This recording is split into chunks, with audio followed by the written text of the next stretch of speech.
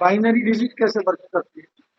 मान लीजिए हमने कंप्यूटर में कोई बटन दबाया या आपने फोन में कोई बटन दबाया, तो फोन को कैसे पता कि ये एप्लीकेशन खोलनी है या इसे फोन करना है? फोन में तो दिमाग नहीं है, ठीक है। और ना ही फोन आपकी भाषा समझता है। यदि फोन आपकी भाषा समझता तो आप फोन को बोलते, फोन वो काम कर देता, है ना। अब तो एआई के माध्यम से इतना भी हो गया कि वो आपकी आवाज भी सुनता है, लेकिन फोन आपकी भाषा को तो नहीं समझता। तो फोन जिस भाषा को समझता है उसे कहते हैं बाइनरी। और उस भाषा में सिर्फ दो ही शब्द होते हैं, दो ही अक्षर होते हैं, 0 और 1। आप जो भी बात फोन को कहते हैं, जो भी कमांड आप फोन को कहते हैं, फोन या कोई भी डिजिटल गैजेट उसे बाइनरी में कन्वर्ट करता है। फिर उस बाइनरी में कन्वर्ट करने के बाद उसके पास जो उससे मिलता जुलता जो भी रिजल्ट होगा उसे आपकी भाषा में कन्वर्ट करेगा और आपको दे देगा। यही कर्म सिद्धांत है। कर्म सिद्धांत क्या है? अब जो भी काम करते हैं, आप कुछ भी करते हैं इस संसार में, वो कन्वर्ट होता है जिसमें पाप और पुण्य में। ईश्वरीय चेतना के अनुसार वो दो ही प्रकार का कर्म है, या तो पाप कर्म है या पुण्य कर्म है। और आपको आपके पाप और पुण्य कर्मों के आधार पर आपको 3 प्रकार का भाग्य मिलता है, ठीक है। मूलतः उसे संचित क्रियमान और प्रारब्ध कहते हैं, उसे ही कर्म भी कहते हैं। कर्म और भाग्य एक ही है, इसलिए ज्योतिष की एक विधा है, एक शाखा है। कभी ऐसा अवसर रहा तो उस पर भी चर्चा करेंगे। उसे कहते हैं कर्मा एनलाइटमेंट। मतलब आप अपने कर्मों के अनुसार अपने भाग्य को बदल सकते हैं, ज्योतिष का एक सिद्धांत है। तो मूलतः आपने पिछले जन्मों में जो संचित कर्म इकट्ठे किए हैं, जो प्रारब्ध कर्म इकट्ठे किए हैं, या जो वर्तमान में आप क्रियमान कर्म कर रहे हैं, उन कर्मों को पाप और पुण्य के रूप में बदल दिया जाता है। और उन पाप और पुण्य के आधार पर आपको पता चलता है कि आपके इस जीवन में आपको कैसा भाग्य मिला है, आपके भाग्य में क्या क्या मिला है, ठीक है। तो इसलिए जो आपकी आध्यात्मिक प्रगति है, आमतौर पर इसकी भूमिका इसलिए इतनी लंबी चौड़ी बनाई क्योंकि आप चतुर्थ भाव को जिज्ञासा से देखते हैं, पंचम भाव को देखेंगे, 11वें भाव को देखेंगे, 10वें भाव को देखेंगे, दूसरे भाव को देखेंगे जहाँ से धन मिलता हो, मकान मिलता हो, एजुकेशन मिलती हो, इनकम मिलती हो। लेकिन नवम भाव में आपकी बहुत रुचि नहीं होती, क्योंकि आपको लगता है भाग्य आध्यात्मिक उन्नति तो है, धर्म तो है ना। तो इसमें कुछ ऐसा तो है नहीं, कोई रॉकेट साइंस तो है नहीं। क्यों? लेकिन आपको शायद ये पता हो कि बाकी जितनी भी चीजें आपके जीवन में आएंगी उसका जो मूल है वो आपकी आध्यात्मिक चेतना है। अच्छा, वो आपकी क्या है? वो आपकी आध्यात्मिक चेतना है। यदि आदमी, यदि व्यक्ति, यदि जातक आध्यात्मिक रूप से उन्नत हो तो वो अपने जीवन में सब प्राप्त कर सकता है। और यदि आध्यात्मिक रूप से कमजोर होगा तो जो उसे मिला होगा उसे भी खो देगा। इसलिए नवम भाव बताता है कि आपकी आध्यात्मिक चेतना की अवस्था कैसी रहेगी। आप जीवन में आध्यात्मिक प्रगति कब करेंगे? जब भी जीवन में नवम भाव के शुभ स्वामी की दशा आती है, व्यक्ति मंदिर जाने लगेगा, व्यक्ति ग्रंथ पढ़ने लगेगा, व्यक्ति को धार्मिक प्रवचनों में, धार्मिक चर्चाओं में, धार्मिक सत्संग में रुचि आने लगेगी, व्यक्ति पाप और पुण्य का विचार करने लगेगा, व्यक्ति दान करने लगेगा, अच्छी अच्छे कृत्यों में, अच्छे कार्यों में, धार्मिक कार्यों में उसमें सम्मिलित होने लगेगा। तो नवम भाव किसका कारक है? आध्यात्मिक चेतना का। एक चीज और नोट करिएगा, वैसे हम सोच रहे थे कि इसे द्वादश भाव के बाद बताएं, लेकिन आप नोट करिएगा, एक एक करके कराते हैं। नवम भाव का कारक ग्रह कौन सा है? लिखिए, नवम भाव का एक कारक है सूर्य, नवम भाव का एक कारक है आपका बृहस्पति, ठीक है। नवम भाव के दो कारक ग्रह हैं, एक है सूर्य और दूसरा है बृहस्पति। तो ऐसा क्यों है? कारक ग्रह, ये समझिए कि कारक ग्रह उस भाव का नैसर्गिक लॉर्ड होता है, नैसर्गिक स्वामी। स्वामी तो उसका भी होगा जो उसमें राशि होगी, लेकिन जो कारक ग्रह होगा उसका अधिकार उस भाव पर हमेशा रहता है। ठीक है। आपके जीवन में नवम भाव कितनी ग्रोथ लेगा, इसका फैसला दो ग्रह करते हैं, सूर्य और बृहस्पति। कारण, क्योंकि सूर्य सबसे शुभ ग्रह माना जाता है। सबसे शुभ का अर्थ है, देखिए वो क्रूर है, लेकिन सूर्य बड़ा दानी है। ठीक है। सूर्य सदाचारी है, सूर्य प्रजा का रक्षण करने वाला है, सूर्य प्रजा के लिए सोचने वाला है। तो नवम भाव का मेन एसेंस क्या है? नवम भाव का मेन एसेंस है धर्म, धर्मयुक्त आचरण करना, मर्यादा युक्त आचरण करना। ठीक है। आध्यात्मिक रूप से उन्नत होना। और दूसरा ग्रह कौन सा हो गया? बृहस्पति। तो बृहस्पति के जो ये सारे तत्व नहीं है। ठीक है। तो दो ग्रह होंगे। तो यदि नवम भाव किसी भी प्रकार से सूर्य और बृहस्पति से जुड़ा हुआ हो, संबंध रखता हो, मान लीजिए यदि नवम भाव में सिंह राशि हो, या फिर धनु राशि हो, या फिर मीन राशि हो, तो यदि सिंह होगी तो स्वामी होगा सूर्य, धनु मीन होगी तो स्वामी होगा बृहस्पति। ऐसी अवस्था में व्यक्ति धार्मिक, यदि सिर्फ बृहस्पति होगा उससे संबंधित, मतलब उससे संबंध रखा हुआ, तो व्यक्ति आध्यात्मिक उन्नति करेगा और समाज में एक आध्यात्मिक व्यक्ति के रूप में प्रतिष्ठा प्राप्त करेगा। ठीक है। यदि उसमें सूर्य हुआ तो व्यक्ति आध्यात्मिक तो होगा, लेकिन प्रभावी प्रतिष्ठा प्राप्त करेगा। जैसे कुछ लोग आप देखते होंगे राजनेता हैं, लेकिन बड़े आध्यात्मिक व्यक्ति हैं। ठीक है। लेकिन उनकी जो प्रतिष्ठा है, उनका जो मान सम्मान है, वो अध्यात्म के कारण ना हो करके किसके कारण होगा? उनके जो उनका राजनीतिक स्तर है या जो उनका प्रशासनिक स्तर है, उसके कारण उनका सम्मान। जिनका भी माइक खुला हुआ है वो म्यूट कर लें, जब चर्चा करेंगे तो अनम्यूट करें। तो इसलिए आप देखेंगे कि व्यक्ति के जीवन में अध्यात्म का क्या रोल है। एक और उदाहरण के तौर पर समझते हैं कि अभी वर्तमान में चर्चाओं में है, भारत के बड़े उद्योगपति हैं मुकेश अंबानी। ठीक है। यद्यपि वो बहुत बड़े व्यापारी हैं और आर्थिक रूप से पूर्णतः सक्षम है, लेकिन आप देखेंगे कि वो बड़े आध्यात्मिक व्यक्ति हैं, बड़े धार्मिक व्यक्ति हैं। मंदिरों में जाते हैं, मंदिरों को दान देते हैं। उन्होंने अपने बेटे की शादी की तो उसका पूरा थीम भी आप देखिए, वो बड़ा सांस्कृतिक रहा, बड़ा धार्मिक रहा। तो समझिए, जब आप मुकेश अंबानी की कुंडली को चेक करेंगे तो आप ये पाएंगे कि उसका आउटकम तो व्यापार है, लेकिन उसका जो इनपुट है वो अध्यात्म है। उस व्यक्ति से यदि आप ये पूछेंगे कि तुम्हारे पास इतना धन कहाँ से आया, तुम इतने बड़े कैसे बने, तो उस व्यक्ति का एक ही जवाब होगा कि सब ईश्वर की कृपा है, हम कुछ करने वाले नहीं है, हम तो अपना कार्य कर रहे हैं और ईश्वर की अनुकूलता है, ईश्वर का आशीर्वाद है कि हमें इतना दिया। ठीक है। क्योंकि उसका जो फ्यूल है, जहां से वो व्यक्ति चार्ज होता है, वो धर्म है, वो उसकी आस्था है। ठीक है।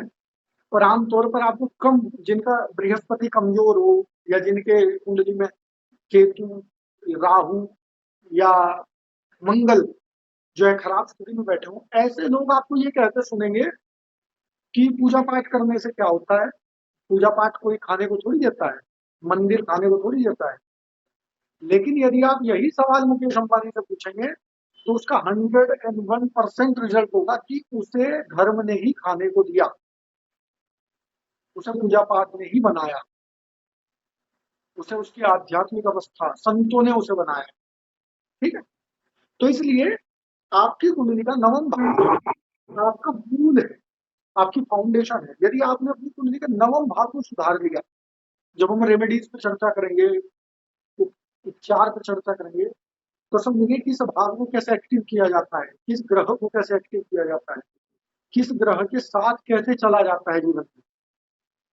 तो नवम भाव को यदि आपने एक्टिव कर दिया, नवम भाव को आपने अनुकूल कर दिया, तो ये समझिए कि आपके जीवन में एक फ्यूल का टैंक खुल जाएगा, सोर्स ऑफ एनर्जी खुल जाएगी, जो आपको बड़ा चेतना देगी, आपको बल देगी, जो आप जीवन में करना चाहते हैं उसे करने में आपको समर्थ बनाएगी। आध्यात्मिक उन्नति का भाग। उसके बाद बुद्धिमत्ता का भाग है। कौन सी बुद्धिमत्ता? विवेक। विवेक का भाग। आपने आमतौर पर देखा होगा कि कई बार बहुत विद्वान लोग, बहुत पढ़े लिखे लोग आपस में बेवकूफों की तरह लड़ते हैं। ठीक है, या आपने कभी सोशल मीडिया पे देखा होगा कि बड़े विद्वान स्कॉलर्स जो हैं आपस में उलझ जाते हैं छोटी सी बात को लेकर के, जहां कुछ नहीं मिलना, जिसका कोई रिजल्ट नहीं निकलना। तो आपके पास ज्ञान है, आपके पास तर्क है, आपने खूब पढ़ रखा है, ये तय करता है बुद्ध। आपके पास कितनी नॉलेज होगी, ठीक है, ये बुद्ध तय करेगा। लेकिन उस नॉलेज का आप कैसे इस्तेमाल करोगे, आप जीवन में विवेक रखोगे या नहीं रखोगे, इसका जो फलित करेगा, इसका जो कारक है वो है बृहस्पति। इसी कारण से नवम भाव, क्योंकि बृहस्पति नवम भाव का कारक, तो यही कारण है कि आपके जीवन में आप अपने ज्ञान का इस्तेमाल कैसे करेंगे, ये बृहस्पति बताता है, ये नवम भाव बताता है। दूसरा उदाहरण है कि आप देखेंगे कि कुछ बहुत पढ़े लिखे बच्चे जिन्होंने आईआईटी से मास्टर्स की हो, करते हैं, उसके बाद किसी कंपनी को, किसी ऑर्गेनाइजेशन को ज्वाइन कर लेते हैं और उसके बाद वो जीवन भर काम करते हैं। लेकिन यदि आप उन्हें कह दें कि आपको 10 मिनट स्टेज पर जाकर के उस विषय के बारे में बताना है, या मान लीजिए आप उनसे कोई चर्चा करने लगे, तो आप ये पाएंगे कि वो ज्ञान के क्षेत्र में, वो स्पीकिंग के क्षेत्र में जीरो है, लेकिन अपने काम में माहिर है।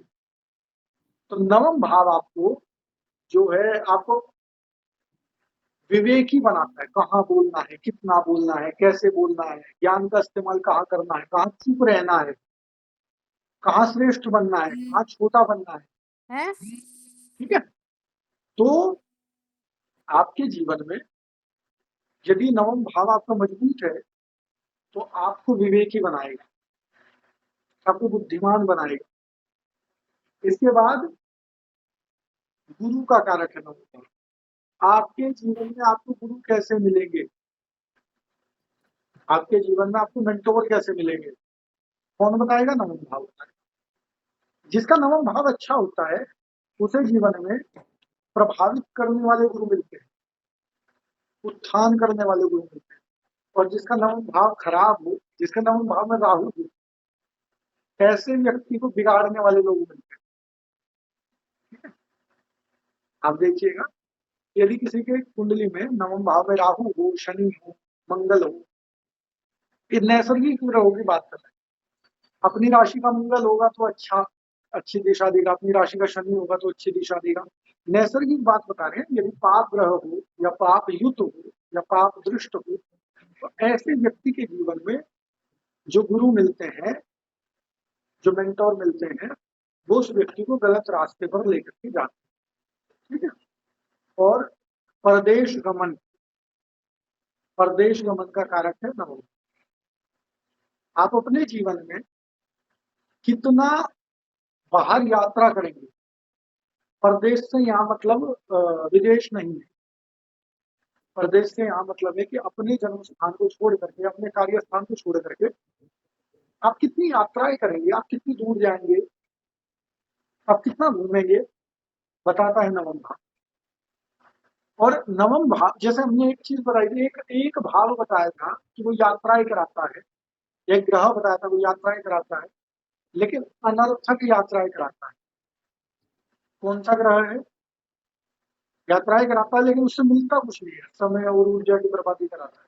कौन सा ग्रह है? हाँ, राहु। लेकिन बृहस्पति जब आपको यात्रा कराएगा तो आपके जीवन में बड़ा परिवर्तन लेके आएगा। इसका सबसे प्रबल उदाहरण है, आपने शायद एक शब्द सुना होगा, परिव्राजक। किस किसने सुना है परिव्राजक शब्द? किन्हीं संतों का नाम आप सुनते होंगे ना, बड़े संतों का नाम सुनते होंगे, तो उसमें शब्द आता है श्री श्री 1008 ब्रह्मनिष्ठ श्रोत्रिय परिव्राजकाचार्य, है ना, महामंडलेश्वर। तो परिव्राजक शब्द आता है, परिव्राजक आचार्य अर्थात परिव्राजक आचार्य। परिव्राजक उसे बोला जाता है जिसने पैदल भ्रमण किया हो, परिव्राजक उसे बोलते हैं। जिस संत ने भ्रमण किया हो, पैदल घूमा हो, गांव गांव शहर शहर, उसे बोलते हैं परिव्राजक। और क्यों, और संत बड़े परिव्राजक होते हैं। आदि जगतगुरु शंकराचार्य ने केरल के कालड़ी गांव से पैदल भ्रमण शुरू किया और कश्मीर तक गए, 3000 किलोमीटर की यात्रा पैदल। बदले में क्या मिला? बदले में उन्हें क्या मिलता, उन्होंने भारत को क्या दिया? उन्होंने भारत में सनातन की पुनर्स्थापना की। सनातन जो जीर्ण शीर्ण हो गया था, बौद्धों का प्रभाव बढ़ गया था, जैन धर्म का प्रभाव बढ़ गया था, है ना, नास्तिक हो गए थे लोग। तो आदि जगतगुरु शंकराचार्य ने क्या किया, केरल से शुरू किया और कश्मीर तक गए। और उस परिव्राजन में, उस घूमने में उन्होंने इतना ज्ञान प्राप्त किया और इतना ज्ञान का प्रसार किया कि वे अर्वाचीन भारत के सबसे बड़े युग परिवर्तक कहे जाते हैं। सनातन धर्म के अगर किसी एक व्यक्ति का नाम लेना हो सनातन धर्म में, तो आदि जगतगुरु शंकराचार्य का नाम लेना। तो बृहस्पति और नवम भाव आपको क्या बनाएगा? परिव्राजक बनाएगा। आप घूमेंगे, लेकिन आप घूमने में, उस यात्रा में आप कुछ ग्रहण करेंगे, ठीक है, कुछ नया लेकर के अपने जीवन में कोई बड़ा बदलाव करेंगे। इसीलिए जिसका नवम भाव अच्छा हो, उसे कहते हैं कि तुम्हें यात्राएं करनी चाहिए, तुम्हें बाहर नहीं करना चाहिए। इसके बाद आता है ग्रंथ का लेखन, पुस्तक का लेखन, कविताओं का लेखन, किताब का लेखन। आप में से कितने लोग हैं जिनका मन है कि वो जीवन में कभी एक पुस्तक लिखे, अपनी आत्मकथा लिखे या किसी विषय पर लिखे, है ना, कहानियां लिखे, कविताएं लिखे। तो क्या आप लिख सकते हैं या नहीं लिख सकते हैं, बताइएगा आपका नवम भाव। नौवा भाव बताता है कि बिल्कुल जिन्होंने हाथ उठाया हम समझ गए कि वो लोग, उनकी दिलचस्पी है लेखन। तो आपका नवम भाव बताएगा कि आप जीवन में कभी लेखन कर सकते हैं। नवम भाव यदि अच्छा, और मूलतः नवम भाव में ऐसे ग्रह हो जो लिखने पढ़ने से संबंधित, जैसे बुध, जैसे कि बृहस्पति, जैसे कि चंद्रमा, ठीक है, सूर्य भी इसके अंतर्गत आता है क्योंकि सूर्य और बृहस्पति दोनों कारक है। यदि संबंधित हो तो व्यक्ति जीवन में लिखता है। कैसा लिखेगा, तो ये बताएगा वो ग्रह, आप कैसा लिखेंगे। यदि सूर्य होगा तो आप ऐसी किताब लिखेंगे जो बड़ी प्रसिद्ध होगी, आप ऐसा लेखन करेंगे जो बड़ा प्रसिद्ध हो। अच्छा, किताब से आमतौर पर हमारा किताब का मतलब ये नहीं होता कि वो कागज की पुस्तक, ठीक है, कागज की बुक को किताब मानते हैं ना। अभी कुछ समय पहले एक विवाद हुआ। विवाद क्या है, एक सोशल मीडिया पे कुछ ना कुछ मुद्दा चलता है, तो कोई आचार्य फोन से देख करके कोई श्लोक बोलते थे या कोई मंत्र का उच्चारण कर रहे थे, तो उस पर कुछ विद्वानों ने टिप्पणी की कि फोन से देख करके मंत्र को नहीं बोलना चाहिए, पुस्तक का उपयोग करें। हम आमतौर पे प्रतिक्रिया नहीं करते हैं, लेकिन हमारे मन में आया कि पुस्तक का पर्याय क्या है।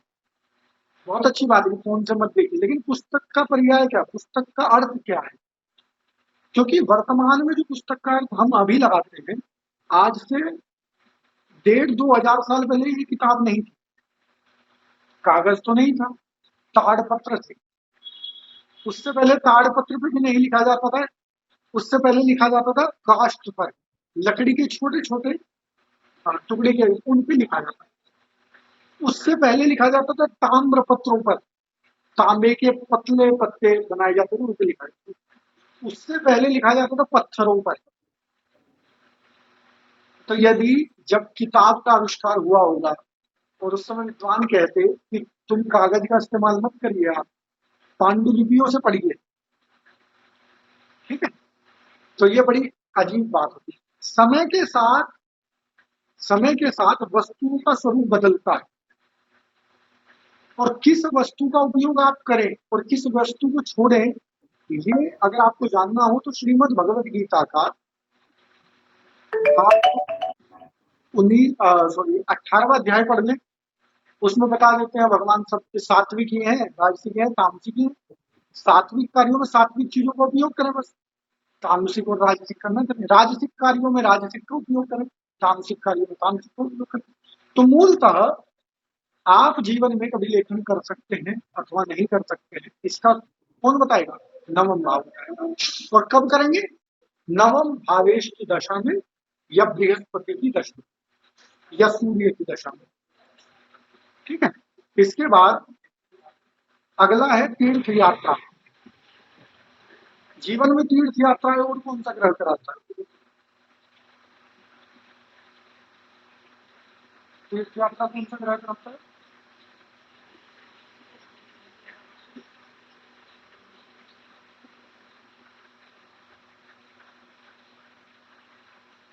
हाँ, राहु। राहु कराता है। तो राहु कराएगा, क्योंकि राहु क्या है? घुमक्कड़ है। राहु की प्रकृति कैसी है? घुमक्कड़ है। राहु कभी बैठ नहीं सकता, ठीक है?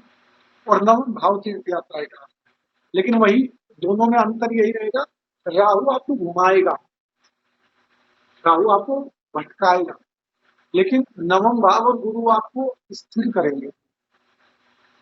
राहु जब तीर्थ यात्रा में घूमने जाता है, अब आप समझो कि आप राहु हो या गुरु हो। राहु जब घूमने जाता है तो खूब भागेगा, दर्शन किए फटाफट चलते हैं, खाना खा लेते हैं फटाफट चलते हैं, कमरे में फटाफट चलते हैं, ये छूट जाएगा। लेकिन यदि गुरु तीर्थ यात्रा करेगा तो तीर्थ में जाएगा, भगवान के दर्शन करेगा, 10 मिनट 15 मिनट आधा घंटा, फिर वहीं कोई कोना पकड़ के बैठ जाएगा, वहां ध्यान करेगा, ठीक है। कोई संत मिल जाए, कोई स्थानीय सज्जन मिले, उनसे चर्चा करेगा, फिर शाम को फिर एक बार मन बनेगा कि एक बार और भगवान के दर्शन कर लें, ठीक है। क्योंकि उसका उद्देश्य बहुत स्पष्ट है, वो वहां शांति लेने आया, वो वहां भगवान को लेने आया, वो वहां घूमने नहीं आया। और यही कारण है कि राहु और गुरु में ये अंतर होता है कि राहु भटकाव का कारक है और गुरु क्लैरिटी का कारक है। गुरु जीवन में स्पष्टता देता है और राहु जीवन में भ्रम देता है। और भ्रम को हटाने का सिर्फ एक ही तरीका है कि स्पष्टता आ जाए आपके जीवन में, ठीक है। तो बिल्कुल एकदम उल्टे है। और कुंडली का सबसे बुरा जो दोष बनता है वो बनता है गुरु चांडाल, क्योंकि तब दोनों एक साथ बैठ जाते हैं। यदि कोई पढ़ा लिखा आदमी बिगड़ जाए ना, वो सबसे खतरनाक होता है। तो गुरु यदि राहु के साथ बैठ जाए और राहु का अनुसरण करने लगे, या राहु के अंदर गुरु जैसे गुण आ जाए, तो फिर वो बड़ा खतरनाक हो जाता है, उसे समझाना बड़ा मुश्किल है।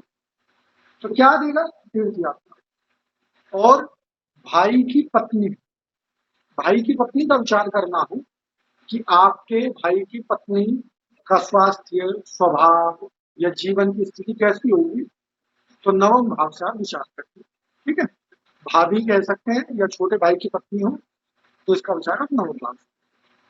उसके बाद यदि किसी का दूसरा विवाह हो, प्रथम विवाह का विचार तो हम सप्तम भाव से करते हैं, लेकिन यदि किसी का दूसरा विवाह हो, कोई पूछने आए क्या मेरा दूसरा विवाह हो जाएगा या मेरा दूसरा विवाह कब होगा, तो सीधा बताइए, नवम भाव के स्वामी की दशा में होगा, या बृहस्पति अथवा सूर्य की दशा में होगा, ठीक है। लेकिन उसमें आपको ये जरूर देखना पड़ेगा कि क्या सूर्य नवम भाव से संबंधित है या बृहस्पति नवम भाव से संबंधित है। जो भी ग्रह ज्यादा बलवान होगा कुंडली में, वही ग्रह उसके दूसरे विवाह का कारक बनेगा। पहले से क्या पूछ रहे हैं, एक बार दोबारा पूछें।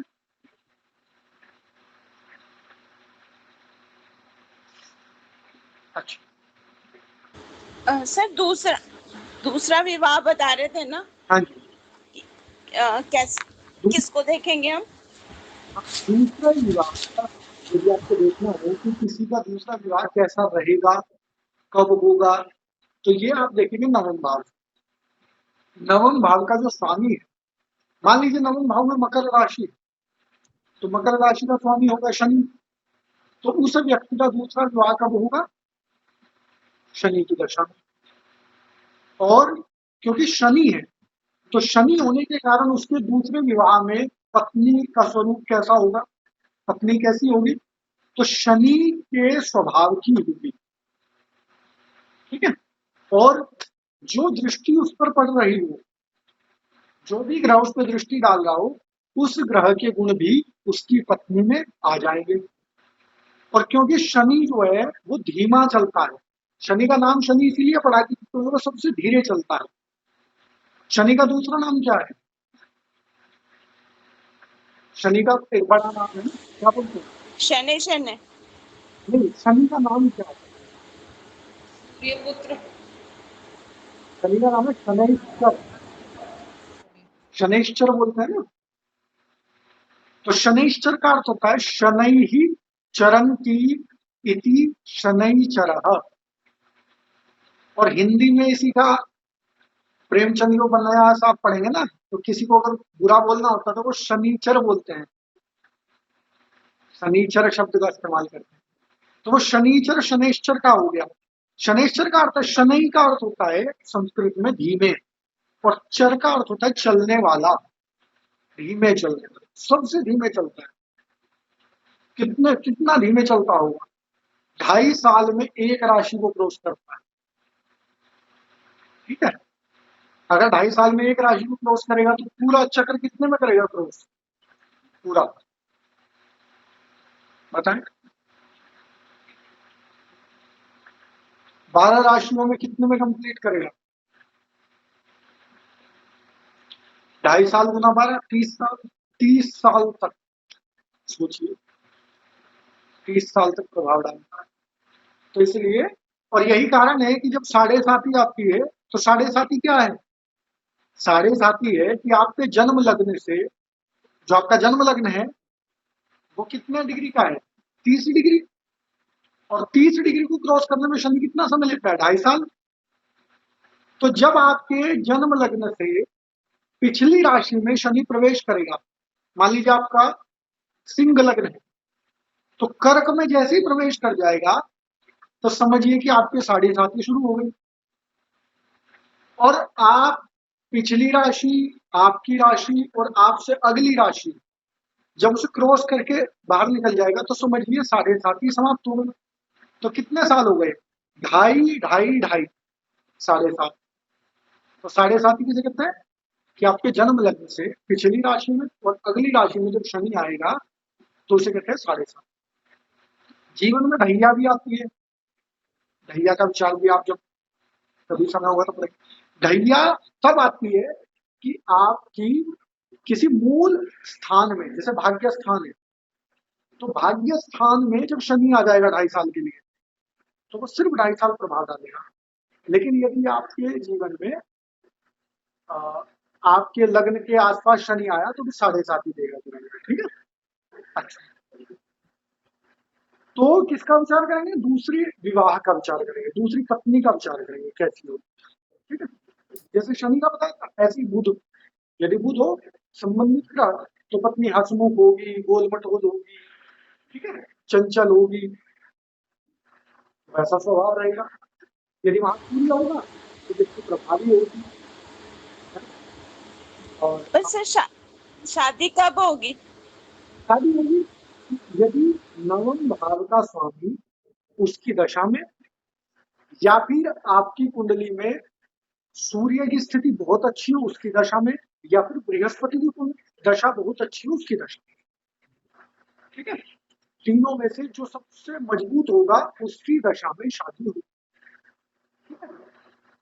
चलिए, तो नवम भाव का विचार हमने किया। नवम भाव क्या है? भाग्य है, आध्यात्मिक प्रगति है, तीर्थ यात्रा है, ग्रंथ लेखन है, पढ़ाई लिखाई है, विवेक है। तो इन सब का विचार किससे करेंगे? नवम भाव से करेंगे। इसके बाद हम आगे बढ़ते हैं दशम भाव। 10वें भाव। दशम भाव क्या है? दशम भाव का नाम क्या है? क्या लिखा था? कर्म। आपका कर्म है दशम भाव। अब वैसे भी 2 घंटे की कक्षा रखी है, 2 घंटे पहले लगता है कि 2 घंटे तो बहुत ज्यादा होते हैं, है ना? लेकिन 2 घंटे में तो कुछ नहीं होता। 2 घंटे में अगर चर्चा अपनी गति पकड़ ले तो 1 घंटा एक विषय पर चर्चा हो जाती है। चलिए थोड़ा सूक्ष्म करें। तो दशम भाव है कर्म। आपने अपने जीवन में पिछले जीवन से क्या लेकर के आए बताएगा भाग्य, लेकिन आप अब से आगे क्या लेकर के जाओगे ये बताएगा आपका कर्म। अब क्या करोगे, अब क्या इकट्ठा करोगे। तो इसलिए दशम भाव आपका कर्म है। दशम भाव वो भाव है जो कि इस बात की परवाह नहीं करता कि आपके पास क्या है, वो बताता है कि आप क्या कर सकते हैं, आप क्या इकट्ठा कर सकते हैं। जैसे हमने पंचम भाव के बारे में बताया था ना, 5वां भाव। तो पंचम भाव से दशम भाव कौन सा भाव है गिनिए। 5 में से 10वां कौन सा बैठेगा?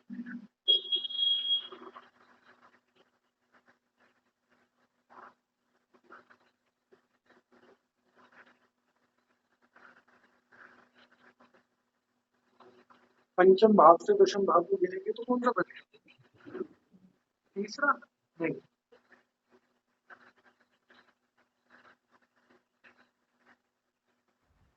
दूसरा। हाँ ठीक है। 5 से गिनेंगे ना, 5, 6, 7, 8, 9, 10। छठा भाव बैठेगा। 5, 6, 7, 8, 9, 10 छठा भाव बैठेगा। ठीक है। तो छठा भाव बैठता है। छठा भाव बैठेगा तो इसका मतलब क्या?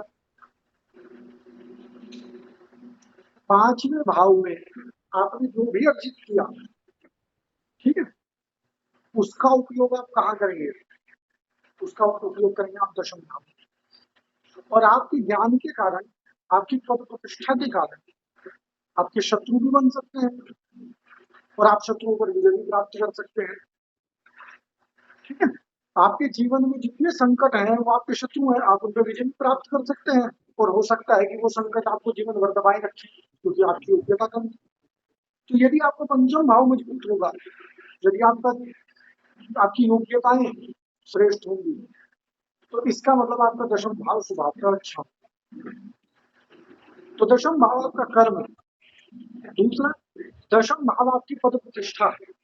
जीवन में आप अपने कार्य क्षेत्र में कितनी प्रतिष्ठा प्राप्त करेंगे, अपने कार्य क्षेत्र में कितना सम्मान प्राप्त करेंगे, तो वो बताएगा आपका दशम भाव। ठीक है। इसके बाद दशम भाव बताता है आपका सामाजिक सम्मान। समाज में आपकी क्या स्थिति होगी, समाज में आपकी कैसी रेपुटेशन होगी, वो बताएगा आपका दशम भाव। इसके बाद आपकी कार्य क्षमता, आप के अंदर काम करने की कितनी क्षमता है, आपके अंदर ऊर्जा कितनी है। आप इसमें दोनों में अंतर समझिएगा। आपके अंदर एनर्जी कितनी है वो तो बताता है, कौन सा भाव बताता है, ऊर्जा का कारक कौन सा भाव है।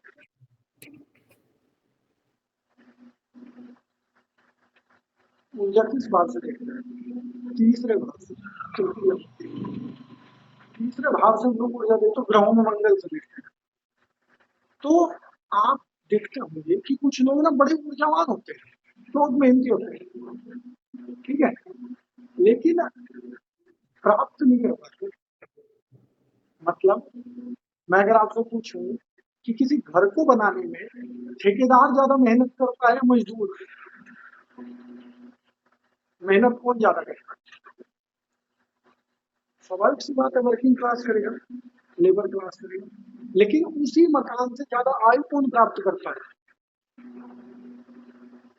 ठेकेदार करेगा।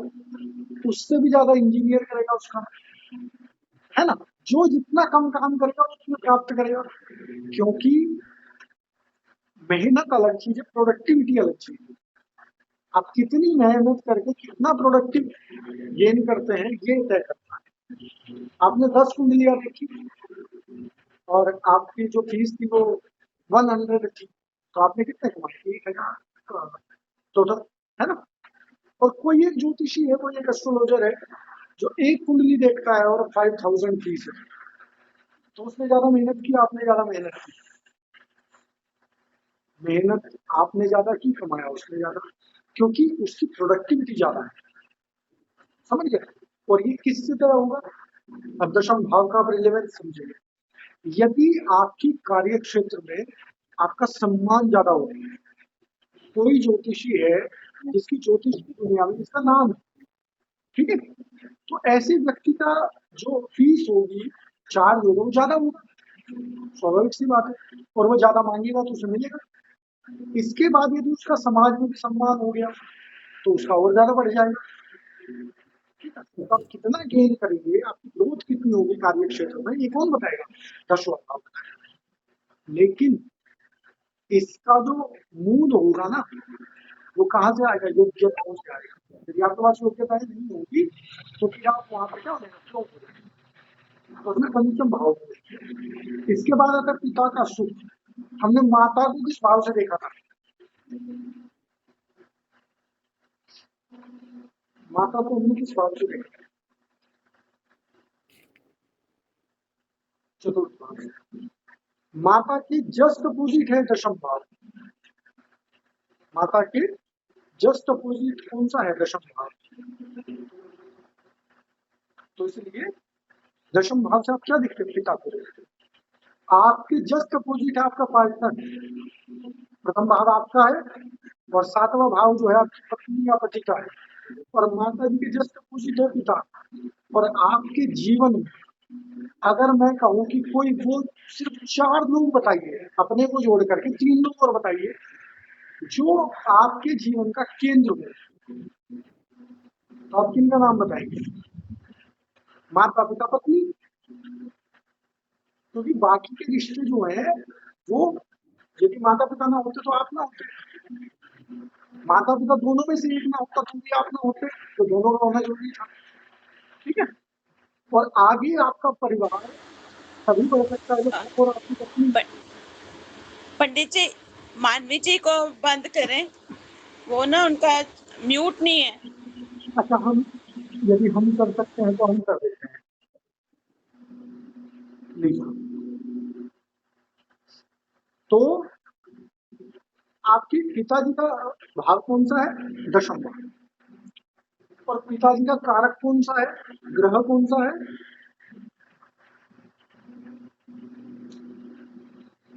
सूर्य। तो इसीलिए दशम भाव का कारक भी क्या है? दशम भाव का एक कारक क्या कौन सा है? सूर्य।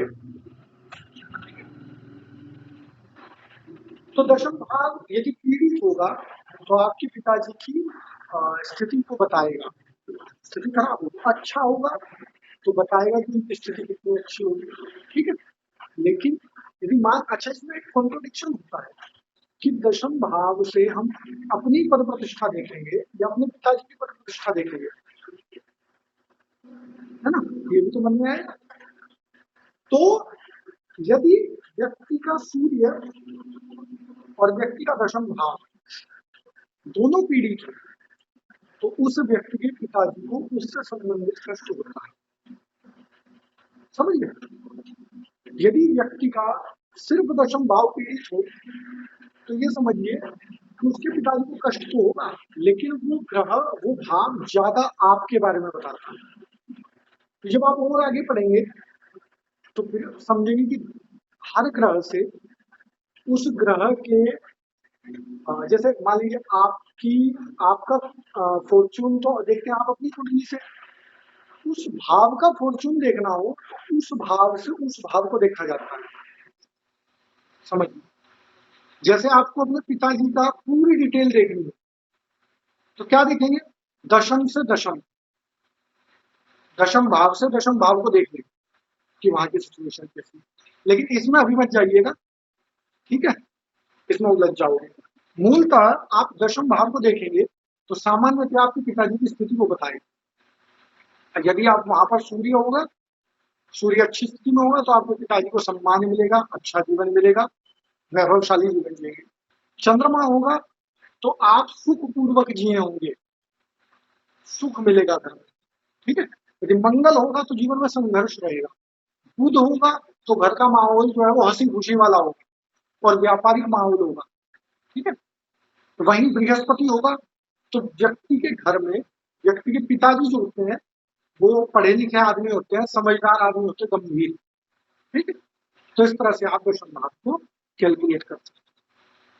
इसके बाद आते हैं नौकरी और व्यवसाय। आपकी नौकरी क्या रहेगी, आपकी आपके जीवन का, जिस पर आपका जीवन आधारित होगा, ऐसा कौन सा काम है जो आप करेंगे। बाकी के जो भाव हैं जो आपके व्यापार को बताते हैं वो केंद्र में नहीं होते।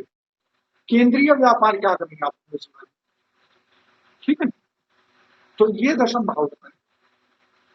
दशम भाव में जो भी ग्रह सबसे प्रबल हो, या तो उसका भावेश या उसके कारक हो, ठीक है। तीनों में से कोई भी हो, दशम भाव के 3 कारक लिखिएगा, बल्कि 4 कारक। सबसे पहला है सूर्य, दूसरा है बुध, तीसरा है गुरु और चौथा है शनि। यदि किसी की कुंडली में इन चारों ग्रहों में से कोई भी एक कारक हो, ठीक है, तो ऐसा व्यक्ति अपने जीवन में उस कारक ग्रह से संबंधित व्यापार या नौकरी करता है, ठीक है। अन्यथा जो इस घर का मालिक होगा, मान लीजिए कोई व्यक्ति आर्टिस्ट है, अब वो तो इन चारों में से किसी से भी नहीं बनेगा, तो वो कैसे बनेगा, तो समझिए कि या तो कर्क राशि होगी दशम भाव में, जिसका स्वामी चंद्रमा होगा और वो पंचम से भी संबंध रखा होगा और एकादश से भी संबंध रखा होगा, समझिए। जैसे कि उदाहरण के तौर पर दशम स्थान का स्वामी चंद्रमा हो जाए, दशम स्थान में कर्क राशि और स्वामी चंद्रमा हो जाए और बैठ जाए 11वें स्थान, ठीक है। तो 11वें में बैठ गया तो अपने से कौन से स्थान में बैठ गया, धन के स्थान में। अपने से, क्योंकि उससे दूसरा स्थान है, तो उसके लिए अगर हमने दशम को लग्न मान लिया तो लग्न से सेकंड कौन सा होता है, धन स्थान होता है, तो धनोपार्जन करेगा। दूसरा, नैसर्गिक रूप से 11वां भाव क्या है, इनकम का सोर्स है, ठीक है, इनकम का स्थान है, अर्जन का स्थान, अर्जन देगा, ठीक है। तीसरा, 11वें भाव में बैठ करके चंद्रमा आपके किसे देखता है, छठे भाव, 11वें भाव में बैठ करके पंचम भाव को देखेगा, पांचवें को देखेगा ना सप्तम दृष्टि से। 11, 11, 12, 1, 2, 3, 4, 5 पंचम स्थान को देखता है, ठीक है। तो पंचम को देखेगा तो पंचम क्या है, पंचम है बुद्धि, पंचम है ज्ञान, पंचम है एजुकेशन, तो उसकी एजुकेशन किससे प्रभावित होगी, चंद्रमा से। तो ऐसा व्यक्ति चंद्रमा से संबंधित कार्य से क्या करता है, अपनी आजीविका चलाता है, ठीक है। तो क्या देखेंगे, नौकरी और व्यवसाय, शासन से आपको क्या लाभ मिलेगा, कितने लाभ मिलेंगे, ये देखना हो तो क्या देखेंगे, दशम स्थान। शासन से आपको क्या लाभ मिलेगा, ये लाभ देखने के लिए आप क्या करेंगे, 10वां। दशम स्थान आपका जितना अच्छा होगा शासन से आपको उतना लाभ, ठीक है। शासन से लाभ क्या होता है, मान लीजिए आपको कोई परीक्षित थे, कोई मित्र थे और वो विधायक का चुनाव लड़े और विधायक बन गए, या मान लीजिए आपके संबंध टर्म्स ऐसे हैं कि आपके पुलिस में टर्म्स है या आपके किसी विभाग में अच्छे संबंध है, तो वहां से आपको अपने कार्यों को लेकर के, अपने निजी जीवन को लेकर के लाभ मिलते रहते, फेवर मिलते रहते। तो ऐसे फेवर कब मिलेंगे, यदि आपका दशम भाव मजबूत, दशम भाव अच्छा। इसके बाद दशम भाव क्या बोलते, घुटने। यदि आपने भाव, शायद अगर भावों का हमने उसमें होगा तो भाव में घुटने जो है वो दशम भाव है। व्यक्ति के घुटने कैसे रहेंगे, कौन बताएगा, दशम भाव बताएगा। और कौन बताता है? धनु राशि बताती है। धनु नहीं, मकर कुंभ, मकर राशि बताती है। मकर राशि बताती है व्यक्ति की घुटने कैसे रहेंगे। कुंभ बताती है पिंडलियां कैसी रहेंगी। मीन बताती है पैर कैसे रहेंगे, तलवा कैसा रहेगा। ठीक है, तो दशम भाव क्या बताएगा? आपके घुटने कैसे रहेंगे। यदि किसी व्यक्ति की कुंडली में दशम भाव में मतलब पीड़ित हो दशम भाव और सूर्य भी पीड़ित हो, ऐसे व्यक्ति के पिताजी को घुटनों में दर्द होता है। ठीक है, ऐसे व्यक्ति के पिताजी को घुटनों में दर्द होता है और दोनों आपस में संबंध बनते हैं। यदि किसी व्यक्ति का दशम भाव पीड़ित हो और मकर राशि भी पीड़ित हो, तो ऐसे व्यक्ति के घुटनों में दर्द रहता है, उसके स्वयं के घुटनों में दर्द रहता है। ठीक है, तो घुटने कारक कब रहेगा? दशा में। इसके बाद अंतिम में है सास, सासू मां। तो ये कौन बताएगा? दशम भाव। 10वां भाव यदि अच्छा है तो व्यक्ति की जो सास है वो पुरुष की भी हो सकती है और स्त्री की भी हो सकती है। दोनों की सास का स्वास्थ्य कैसा रहेगा, उनकी अवस्था कैसी रहेगी, उनका स्वभाव कैसा रहेगा, 10वां भाव। और ये आपके मन में जरूर आ रहा होगा कि एक भाव से 10-10 चीजें देख रहे हैं, तो कैसे तय करेंगे कि कौन सी चीज देखनी है, या एक भाव अगर खराब हो गया तो क्या सारी चीजें खराब हो जाएंगी। ठीक है, तो इसीलिए इसमें 3 एलिमेंट है, सिंगल एलिमेंट से नहीं देखा जाता। ग्रह है, राशियां हैं और भाव है। यदि तीनों एक ही बात को कहते हो तो समझिएगा कि वो वही बात कर रहे हैं। जैसे कि पिता का कारक कौन है? सूर्य। और दशम भाव घुटने हैं, घुटने देखने हो तो दशम भाव से देखेंगे, लेकिन सिर्फ पिता के घुटने देखने हो तो सूर्य और दशम भाव को मिला के देखना पड़ेगा। यदि माता जी के घुटने देखने हो तो चंद्रमा और दशम भाव को मिला के देखें। भाई के घुटने देखने हो तो मंगल और दशम भाव को मिला करके देखें। समझ गए? तो दोनों को मिला दें, राशियां भी आएंगी। अभी परसों हम चर्चा कर रहे थे कि यदि आप बेसिक, एडवांस लेवल छोड़ दीजिए, प्रीमियम लेवल भी छोड़ दीजिए, यदि बेसिक को ही समझे तो कितने पॉसिबिलिटी बनती है, कितने इक्वेशंस बनते हैं। 12 राशियां हैं, 12 भाव हैं, 12 गुना 12 कितना हुआ? 12 का स्क्वायर रूट कितना होगा? 144। ठीक है, इसमें 9 ग्रह और मल्टीप्लाई कर दीजिए, कितने हुए?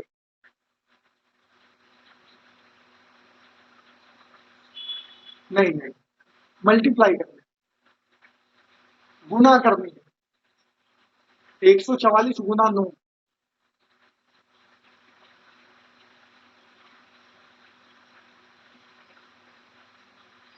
भाई 10 को 9 से करेंगे, 100 को 900 हो गए, 40 को 9 से 1200। इतनी संभावनाएं बनती है बेसिक ज्योतिष में। यदि आप हर भाव को एक बार ये चेक करना चाहें कि इस राशि में और इस ग्रह को बैठा के देख लेते हैं क्या बनेगा, फिर दूसरा ग्रह बैठा के देख लेते हैं क्या बनेगा, तीसरा बैठा लेते हैं क्या बनेगा, तो आपको 1296 संभावनाएं चेक करनी पड़ेगी, तब जाकर के आप सिर्फ बेसिक जानेंगे। अब इसमें हम डिग्री पे जा ही नहीं रहे, डिग्रियों का विचार नहीं। तो समझिए, एक एक भाव से आप 20-20, 50-50 चीजें देखेंगे, लेकिन जब आप उसका अभ्यास करेंगे उन तीनों के संबंध को समझेंगे, तो सास को देखेंगे। तो ये 2 भावों का हमने कंप्लीट कर लिया।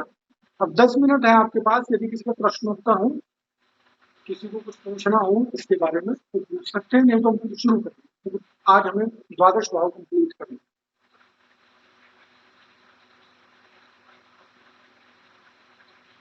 किसी का कोई सवाल हो? जी। हाँ जी।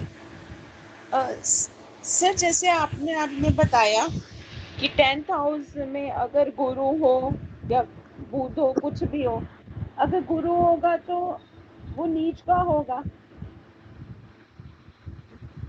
आप थोड़ा तेज बोलिए, आवाज कम आ रही है। मैं कह रही हूँ कि अगर गुरु होगा तो वो नीच का होगा ना 10th हाउस में। आपकी आवाज नहीं आ रही।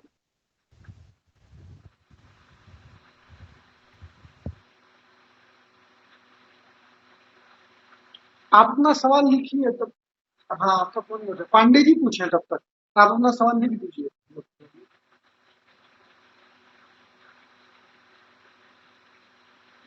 फोन को म्यूट करेंगे और अनम्यूट करेंगे, उसके बाद सवाल।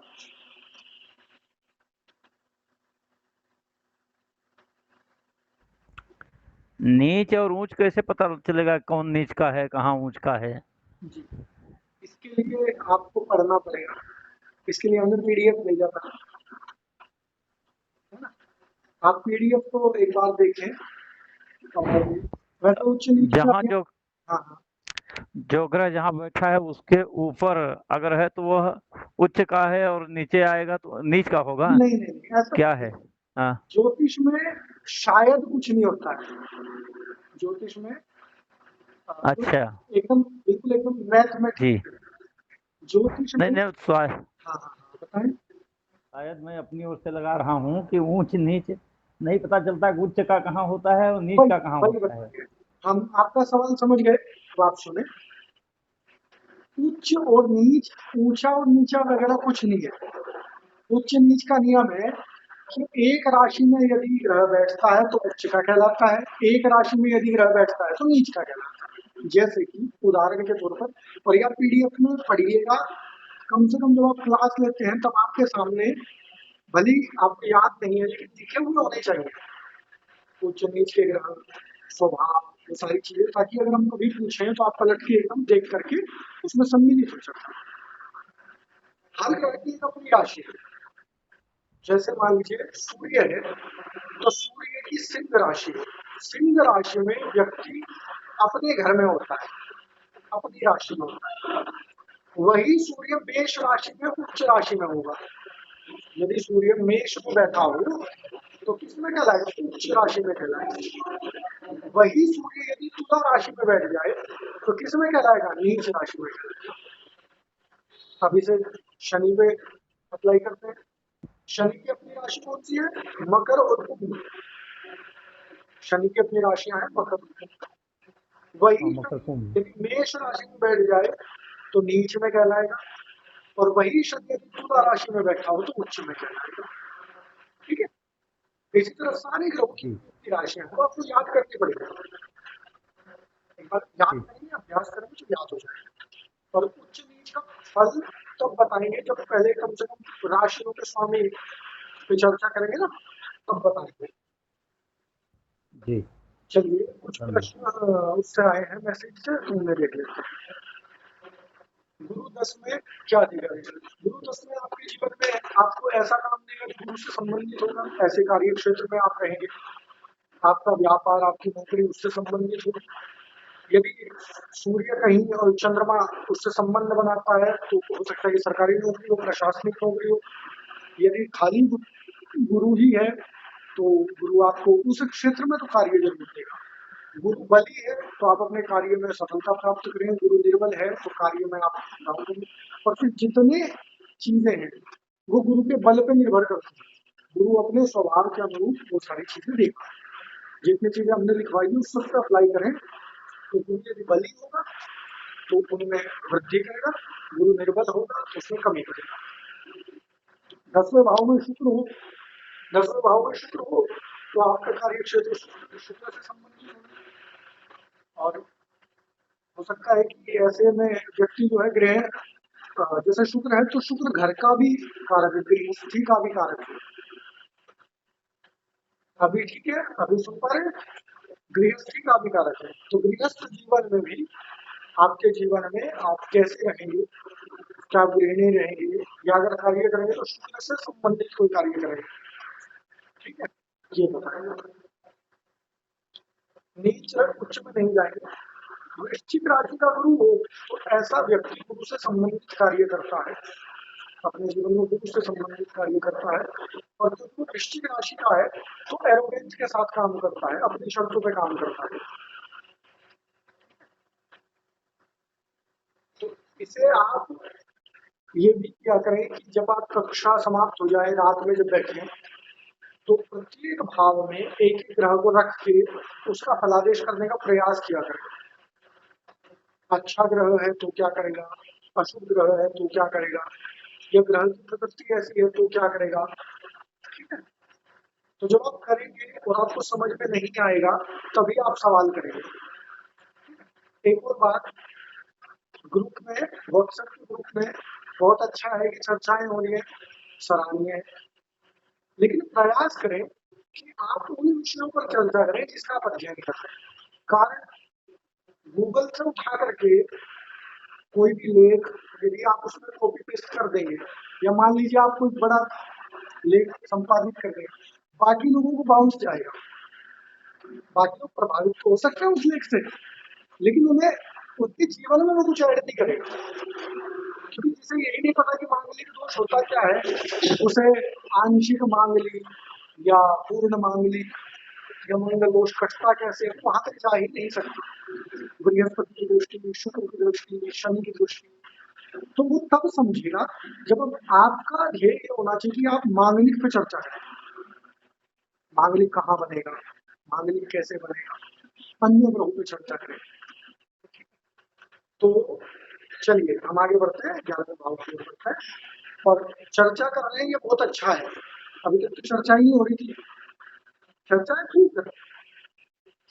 और जो बात आप बताएं भी, यदि आप कोई, मान लीजिए आप ग्रुप में भी किसी ने कोई कुंडली प्रेषित की और उसने पूछा कि अमुक व्यक्ति के पंचम भाव में केतु है, तो इसकी विद्या कैसी रहेगी। तो आप ये जवाब दे, आप मान लीजिए आपने जवाब दिया कि इसकी पढ़ाई में रुकावट आएगी, लेकिन उसके साथ कारण भी दी, रुकावट क्यों आएगी, उसके नीचे लिखे क्योंकि केतु अशुभ ग्रह है, इसलिए केतु पढ़ाई में बाधा उत्पन्न करेगा। किस तरह की बाधा उत्पन्न करेगा, अनासक्ति पैदा करेगा, पढ़ाई में मन नहीं लगेगा, ऐसी बाधा पैदा करेगा। क्यों, क्योंकि केतु का स्वभाव है विरक्ति। तो जब आप ऐसा लिखेंगे तो समझ में आएगा कि आप जो दृष्टांत या सिद्धांत दे रहे हैं उसके पीछे का कारण क्या है। ठीक है, तो चलिए आगे बढ़ते हैं, हम लोग एकादश भाव पे जाते हैं। 11वां भाव सबसे प्रिय भाव है। अधिकतम लोगों के प्रिय भाव होता है कि कमाई कितनी होगी जीवन में, बाकी सब चीजें ठीक है, ध्येय क्या है, कमाई, पैसा, जीवन में कमाई कितनी होगी। तो कमाई कितनी होगी बताएगा 11वां भाव। आपके जीवन में आप कितनी अर्निंग करेंगे, कितनी कमाई करेंगे, ये कौन बताएगा, आपका 11वां भाव। एकादश भाव आपको दो स्थानों में आता है, उपचय में आता है और त्रिशलाय में आता है। तो एकादश भाव आय, अच्छा आय कब होती है व्यक्ति की, इनकम कब होगी, इनकम होने के लिए कारण क्या चाहिए, एक तो चाहिए व्यवसाय, उपक्रम चाहिए, कोई परियोजना चाहिए। और परियोजना कब होगी, परियोजना तब होगी जब आपके अंदर इच्छा शक्ति होगी, जब आपके अंदर डिजायर्स होंगे। हाँ, देखिए कर्म भी फलीभूत तभी होगा जब आपके अंदर इच्छा होगी, कामना होनी चाहिए उसके प्रति। आपको कमाने की ललक होगी तो ही तो कमाएंगे। तो 11वां भाव किसका कारक है, इच्छा शक्ति का कारक है, डिजायर्स का कारक है। आप कितना प्राप्त करना चाहते हैं वो 11वां भाव बताता है, और आपको लाभ कितना होगा जीवन में, ये 11वां भाव बताता है। आपके आय के तरीके क्या होंगे, सोर्स ऑफ इनकम क्या होंगे, 11वां भाव बताता है। जैसे मान लीजिए कोई व्यक्ति टीचर है, शिक्षक है, लेकिन साथ में वो कोई एक व्यापार, जैसे ट्यूशन पढ़ाता है। ठीक है, तो ट्यूशन पढ़ाने से जो आय होती है वो शिक्षा की आय है या प्रबंधन की आय है,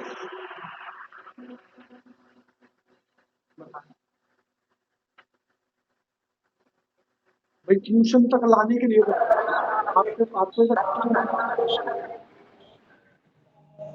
आप एक अच्छे मैनेजमेंट की ज्ञाता होनी चाहिए, तभी तो आप मैनेज कर पाएंगे। तो इसलिए 11वें भाव में यदि बुध होगा तो ऐसा व्यक्ति एक अच्छा शिक्षण संस्थान बना लेता है ना। हाँ बिल्कुल। देखिए वर्क तो वो बृहस्पति तो उसका अच्छा होगा ही अगर वो एजुकेटर है, लेकिन सोर्स ऑफ इनकम क्या है? सोर्स ऑफ इनकम उसका बृहस्पति है या बुध है, ये आपको बताएगा। सोर्स ऑफ इनकम उसका, अब मान लीजिए आप टीचर है, लेकिन टीचर होने के साथ साथ आपको कहीं अच्छी जगह स्थान चाहिए और वहां आपको उस स्थान को प्राप्त करने के लिए किसी नेता की सलाह लगी या उसके प्रभाव की आवश्यकता पड़ी, तो आपके आय के साधन का कारक कौन बना? सूर्य। तो 11वें भाव का स्वामी या 11वें भाव में बैठा हुआ ग्रह ये तय करता है कि आपका सोर्स ऑफ इनकम क्या है। ठीक, आप काम क्या करेंगे 10वां भाव बताएगा, आप पढ़ेंगे क्या 5वां भाव बताएगा, आपके पास पैसे होंगे या नहीं होंगे ये दूसरा भाव बताएगा, आप जीवन में कितना पैसा कमाएंगे ये 8वां भाव बताएगा, और आप पैसा कैसे कमाएंगे ये आपको आपका 11वां भाव बताएगा। तो पैसे से संबंधित 5 स्थान है जो हमने बताए। ठीक है, अलग अलग स्थितियां बताए। शुभ ग्रह होंगे अच्छा होगा, पाप ग्रह होंगे और अच्छा होगा। क्यों? क्योंकि हमने कहा था कि 3 ही स्थान कुंडली में ऐसे है जहां पाप ग्रह बैठ करके बहुत फल देते हैं। कौन से? 3, 6, 11। 11वें स्थान में यदि कोई पाप ग्रह बैठ जाए, मंगल बैठ जाए, शनि बैठ जाए, राहु बैठ जाए, सूर्य बैठ जाए, तो व्यक्ति की इच्छा शक्ति बहुत बढ़ जाती है। व्यक्ति खूब कमाना चाहता है, कमाने के साधन ढूंढता है, कमाने में जोर लगाता है। ठीक है, वो आप देखिएगा यदि आप में से किसके 11वें भाव में पाप ग्रह है बताएं, किसकी कुंडली में कौन सा ग्रह है बताएं, लिखें, मैसेज कर दो। केतु पे। यदि केतु आपकी कुंडली में है मंगल पे, यदि मंगल, हाँ चलो मंगल पे चर्चा करते हैं पहले, राहु सूर्य, चलिए एक एक करके चारों पे कर लेते। यदि किसी की कुंडली में मंगल है, ऐसा व्यक्ति, एक और बात है कि कुंडली खुलने के बाद व्यक्ति आपके सामने ना पारदर्शी हो जाता है। अगर किसी ज्योतिषी के पास देखिए कुंडली खुल जाए, अब उसकी प्राइवेसी जो है खत्म हो गई, अब उसकी कोई प्राइवेसी नहीं रहती, क्योंकि जितना उसका सबसे करीबी व्यक्ति जानता होगा ना, उससे ज्यादा ज्योतिषी जानता है उसके बारे में। यदि किसी व्यक्ति की एकादश स्थान में मंगल हो और वो व्यक्ति कितना ही आपको दिखाता हो या प्रदर्शित करे कि मैं तो पैसों को बहुत महत्वपूर्ण नहीं मानता, है ना, मेरे लिए पैसे का कोई मूल्य नहीं है, मैं पैसे वैसे में इस चीज में भी नहीं, उस व्यक्ति के लिए धन बड़ा महत्वपूर्ण, मतलब वो कोई भी काम करेगा तो उससे पहले वो ये जांच लेगा, दिमाग में कैलकुलेट कर लेगा कि इससे आएगा कितना, बहुत प्रैक्टिकल होगा। ठीक है, और क्योंकि 11वां भाव किस उससे संबंधित था, त्रिकोण से, कौन से त्रिकोण से संबंधित?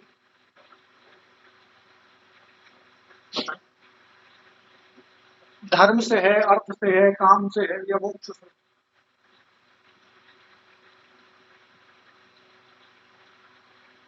काम से। तो इसलिए व्यक्ति अपनी कामनाओं को लेकर के बड़ा सजग रहता है, उसकी इच्छाओं, उसके डिजायर्स को लेकर के बड़ा सजग रहता है, उसके साथ वो कॉम्प्रोमाइज नहीं करता। यदि वहां केतु तो ऐसा व्यक्ति अपने लाभ के अवसरों को टालता है, मतलब जहां से उसे लाभ मिलना हो उसको वो सिर्फ इसलिए खो देता है क्योंकि वो उसमें मतलब इंटरेस्ट कम दिखाता है। जैसे मान लीजिए 10 दिन का आपको कोई प्रोजेक्ट मिला और आपको पता था कि उसमें मेहनत करेंगे तो उससे हमें अच्छा मिल जाएगा, आप 9 दिन मेहनत नहीं करेंगे, 10वें दिन आप तनाव में रहेंगे, अपने अवसरों को टालता, आय के साधनों को टालता, ठीक है, उसमें दिलचस्पी नहीं दिखाता, बाद में ग्लानि होती है, बाद में गिल्ट में रहता है कि इसे हमने किया होता है। 11वें भाव का राहु हो अपना लाभ कभी नहीं छोड़ता, ठीक है, बहुत स्पष्टवादी रहता है। 11वें भाव का राहु हो तो अपने लाभ को कभी छोड़ता नहीं है। और 11वें भाव का राहु हो तो वो व्यक्ति वहां से भी लाभ निकाल करके ले आता है जहां पे अन्य लोगों के लिए संभव नहीं है। ठीक है, तो 11वें भाव का राहु बराबर बहुत अच्छा है। और सूर्य, जिसके 11वें भाव में सूर्य हो, ऐसा व्यक्ति लाभ कमाता है प्रभाव से। ऐसा व्यक्ति अपने प्रभाव से, जैसे मान लीजिए गुरु होगा तो कला से, पढ़ाई से, योग्यताओं से लाभ कमाएगा। ठीक है, और सूर्य होगा तो मतलब इसे दूसरे तरह से भी यदि समझे कि यदि किसी व्यक्ति की कुंडली में 11वें भाव में बृहस्पति है, ऐसे व्यक्ति को ज्ञान के क्षेत्र में जाना चाहिए क्योंकि वहीं से वो आय अर्जित करेगा, वहीं से उसकी इनकम होगी। यदि किसी की कुंडली में सूर्य है तो ऐसे व्यक्ति को अपना जीवन जो है, अपना रहन सहन, अपना जो संबंध है वो राजनीतिक लोगों से, प्रशासनिक लोगों से रखने चाहिए, अच्छा रहना चाहिए, अच्छा बन के रहना चाहिए, अच्छा दिखना चाहिए, इसी से ही वो लाभ कमाएगा। बुध है तो व्यापार से लाभ कमाएगा, शुक्र है तो प्रदर्शन से लाभ कमाएगा। ठीक है, उस तरह के कार्यों से लाभ कमाएगा जो शुक्र के। राहु है तो बाहुबल से लाभ कमाएगा, जोर जबरदस्ती से लाभ कमाएगा। ठीक है, केतु है तो गुप्त विद्याओं से लाभ कमा सकता है, ज्योतिष से, ठीक है, या किसी तरह की गोपनीय रहस्य विद्याओं से लाभ कमाएगा। और कमाएगा कब? जब अपनी दशा में होगा, दशाओं में ज्यादा होगा। इसके बाद आता है उपहार। शनि होगा तो मेहनत करेगा, मेहनत से लाभ कमाएगा, तो जितनी मेहनत करेगा उससे लाभ कमाएगा। उसके बाद आता है उपहार। आपके जीवन में आपको उपहार कितने मिलेंगे? उपहार, एक उपहार होता है दहेज।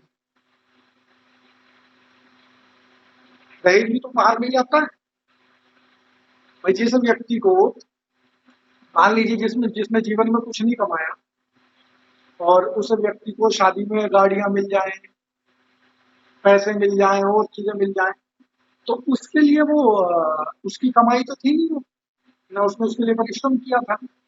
तो ये उपहार कितने मिलेंगे जीवन में? कई बार ऐसा होता है कि उसी व्यक्ति ने आपको, आपने किसी का काम किया और किसी ने आपको कोई गोल्ड की चीज आपको भेंट कर दी, या किसी ने आपको जमीन दे दी, इस तरह के होते हैं आमतौर पर। तो आपको बाहर कितने मिलेंगे जीवन में? तो ये सब चीजें बताएगा 11वां। और स्त्री के भी लिए है, कभी पुरुष बुरा मान जाए कि दहेज का है ना, स्त्री के लिए भी है। जीवन भर यदि किसी लड़की ने पढ़ाई नहीं की, एवरेज रही पढ़ने में, ठीक है, कोई नौकरी नहीं लगनी थी, कुछ नहीं होना था, एवरेज जीवन जीना था, पता चला किसी सरकारी अधिकारी या कर्मचारी के साथ विवाह हो गया, तो जीवन कैसा हो गया? जीवन अच्छा हो गया। तो जीवन में उपहार मिला ना, है अकस्मात मिला, तो उसके लिए कोई योजना नहीं थी, कोई तैयारी नहीं थी, लेकिन उसे कैसा जीवन मिल गया? अच्छा जीवन मिल गया, उपहार स्वरूप। तो 11वां भाव बताता है इस तरह के लाभ। और आपकी पिंडलियां कैसी रहेंगी? हमने बताया ना, मकर से वो घुटने देखते हैं, कुंभ से पिंडलियां देखते हैं, इसी तरह दशम से घुटने देखते हैं, एकादश से आपकी पिंडलियां देखते हैं। पिंडलियां क्या होती है? घुटनों से नीचे और पैरों से ऊपर का जो भाग है वो पिंडली कहलाता है।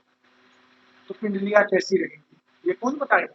एकादश भाव बताएगा। यही कारण है कि जो एथलीट होते हैं, यदि कोई आपके पास कोई बच्चा हो जो एथलीट बनना चाहता हो, खेल में जाना चाहता हो, स्पोर्ट्स में जाना चाहता हो, वो स्पोर्ट्स में कैसा रहेगा? यदि उसके पैरों से संबंधित वो खेल है तो आप उसका एकादश स्थान देखिए, उसका 11वां स्थान देखिए।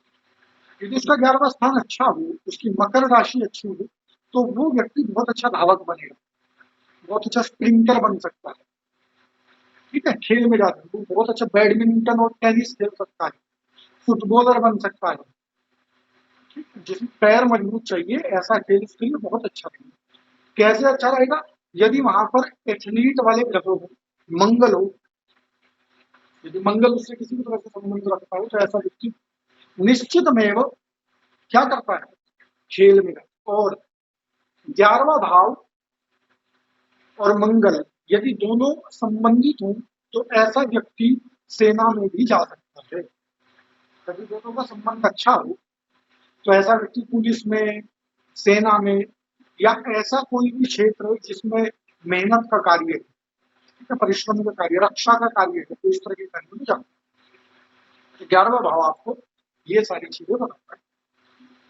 इसके बाद हम आगे बढ़ते हैं द्वादश भाव की। द्वादश भाव से क्या करेंगे?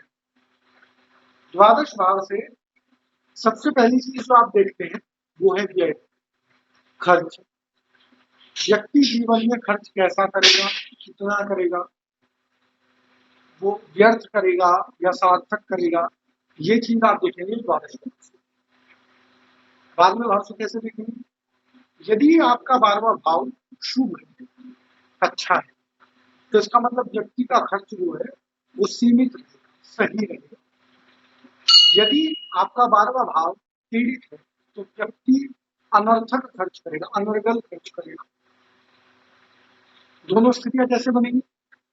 मान लीजिए यदि द्वादश भाव में आपके कोई शुभ ग्रह पीड़ित होकर के बैठ गया, तो वैसे में आपका जो खर्च होगा वो बेकार है। जैसे मान लीजिए यदि आपके 12वें स्थान में बृहस्पति और बृहस्पति पीड़ित, ऐसा व्यक्ति दान में, धर्म में खर्च तो करेगा लेकिन उसको उसका कोई लाभ नहीं मिलेगा। यदि वही बृहस्पति अच्छा हो तो 12वें भाव में खर्च करने से, धार्मिक कार्यों में, आध्यात्मिक कार्यों में खर्च करने से उस व्यक्ति को जीवन में सफलता मिलती है, वृद्धि। ऐसे ही यदि किसी के द्वादश भाव में शनि हो, अच्छा शनि, तो वो अपनी निजी जरूरतें, बेसिक जरूरतों को पूरा करने के लिए खर्च करेगा। मान लीजिए घर में किसी चीज की, किसी वस्तु की आवश्यकता है तो उसके लिए खर्च करेगा। लेकिन यदि वही शनि पीड़ित हो, खराब हो, तो ऐसी अवस्था में वो व्यक्ति शराब में, जुए में, इन सब चीजों में बेकार होता है। ऐसे ही राहु की स्थिति है, केतु की स्थिति, ये 3 ग्रह एक जैसा प्रभाव डालते हैं। यदि किसी व्यक्ति के 12वें भाव में बुध हो और अच्छा हो, अच्छे का मतलब क्या है? अच्छे का मतलब है अच्छी डिग्री हो, अपनी राशि में हो, मित्र की राशि में हो, उच्च की राशि में हो या वर्गोत्तम हो। ऐसी अवस्था में व्यक्ति जहां खर्च करेगा वहां से वो मतलब वो व्यापारिक लाभ लेगा। जो जितना लगाएगा, जितना इन्वेस्ट करेगा, मूलतः 2 शब्द हैं अंग्रेजी के, इन्वेस्ट और वेस्ट। व्यक्ति जो भी पैसा या एनर्जी या टाइम इन्वेस्ट करता है, देता है, तो इन्वेस्ट तो वो हो गया जिसमें आउटकम निकल करके आएगा, रिटर्न आएगा, और वेस्ट वो हो गया जो बेकार हो जाता है। तो यदि अच्छा ग्रह होगा तो इन्वेस्ट होगा, और यदि पीड़ित ग्रह होगा, कमजोर ग्रह होगा, पाप ग्रह होगा तो वेस्ट हो जाएगा। इसके बाद दूसरा है कर्ज। हमने छठे भाव से देखा था कर्ज। छठे से छठा बैठता है 12वां, तो 12वां भाव भी कर्ज बताए। कैसे होगा कर्ज? कर्ज होगा छठे स्थान में बैठ करके जो बुराइयां आपके अंदर जन्म लेंगी, जो नशा, जो रोग, जो कष्ट आपके अंदर जन्म लेगा, जो आपके स्वभाव में आएगा, वही आपको क्या कर देगा? 12वें भाव में जाकर के अपव्यय कराएगा, आपके धन का नाश करा देगा, आपके स्वास्थ्य का नाश करा देगा, आपकी ऊर्जा का नाश कराएगा, और उसी के कारण आप क्या हो जाएंगे? ऋणी हो जाएंगे, कर्ज में डूब जाएंगे। ठीक है, कर्ज में डूबेंगे, फिर 12वें से छठा शत्रु बनाएगा। ठीक है, फिर छठे से छठा एक दूसरे को क्या करेंगे? ये उसे बल प्रदान करेगा, वो इसे बल प्रदान करेगा। कर्ज होता है, नहीं कर है। इसके बाद नुकसान, आपके जीवन में बड़े नुकसान होंगे तो 12वें भाव की दशा में। तो अपने जो आपके द्वादश स्थान का स्वामी होगा उसकी दशा देख लीजिएगा, उसकी दशा देखिए, और अपनी कुंडली के जो बुरे ग्रह हैं, बुरे का मतलब जो कमजोर ग्रह हैं, पापी ग्रह हैं, उनकी दशाएं देखिए। ये दोनों दशाएं जब भी आपस में संबंध बनाएंगी, द्वादशेष की महादशा हो, अन्य ग्रहों की अंतरदशा हो, या अन्य ग्रहों की महादशा हो, उसकी अंतरदशा हो, ऐसे में आपको नुकसान होगा। कैसे नुकसान होंगे? तो नुकसान होंगे अपव्यय से संबंधित, जहां आपका पैसा खर्च होगा बेकार, पैसे नुकसान होंगे। इसके बाद संन्यास, संन्यास और केतु, मतलब द्वादश स्थान और केतु से संन्यास देखा जाता है। कोई व्यक्ति सन्यासी हो जाएगा क्या, कोई व्यक्ति घर बार को छोड़ देगा क्या, इसे भी देखने के लिए आप क्या देखेंगे, 12वां स्थान। कोई व्यक्ति अपने परिवार से, अपने कुटुंब से विरक्त हो जाएगा क्या, ऐसा देखने के लिए आप द्वादश स्थान देखेंगे। यदि वहाँ बृहस्पति हो, का बहुत प्रभाव हो, यदि वहाँ सर वॉइस ठीक नहीं आ रही। सभी लोगों को समस्या हो रही है, समझ में आ रहा है?